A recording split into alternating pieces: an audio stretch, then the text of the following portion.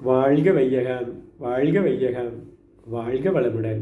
தாய் தமிழ் உறவுகள் அனைவரையும் மனம், வாக்கு, காயம் இவை மூன்றும் பொருந்துமாறு வணங்கி மகிழும் இந்த நல்ல தருணத்திலே தினம் ஒரு திருக்குறள் வரிசையில் நின்று அதிகாரம் 60 ஊக்கமுடைமை. குறள் 7. சிதைவிடத்து ஒல்கார் உறவோர் புதையம்பின் பட்டுப்பாடு ஊன்றும் களிறு. புதையம்பின் பட்டுப்பாடு ஊன்றும் களிறு. விளக்க உரை.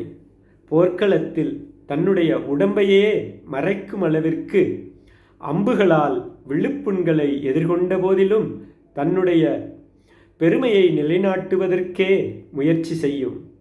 அதுபோல நாம் நம்முடைய வாழ்க்கையில் சறுக்கி விழ நேரிட்டாலும் ஊக்கத்தை ஒருபோதும் கைவிடலாகாது என்பதனை சொல்லி எளியேன் சாந்தகுமாரின் இந்த உரையை இனிதே நிறைவு செய்கின்றேன். செவிமடுத்த நீங்களும் உங்கள் அன்பு குடும்பத்தினரும் பூரண உடல் நலம், குடும்ப நலம் ஓங்கி வாழவும், உங்களுடைய அன்பு செல்வங்கள் அளவற்ற கல்வி பலமும் உலகாலும் அறிவாட்சிமை திறமும் பெற்று மேலோங்கி வாழவும், உங்களுடைய இனிய இல்லறம் அன்பிற்கும் உண்டோ அடைக்கும் தாள் ஆர்வலர் புன்கணீர் பூசல் தரும் எனும் வள்ளுவனின் வாய்மொழியில் சிறக்கவும் எல்லாம் வல்ல மெய்ப்பொருளை தொழுது நிற்கின்றேன். நன்றி. வாழ்க வளமுடன்.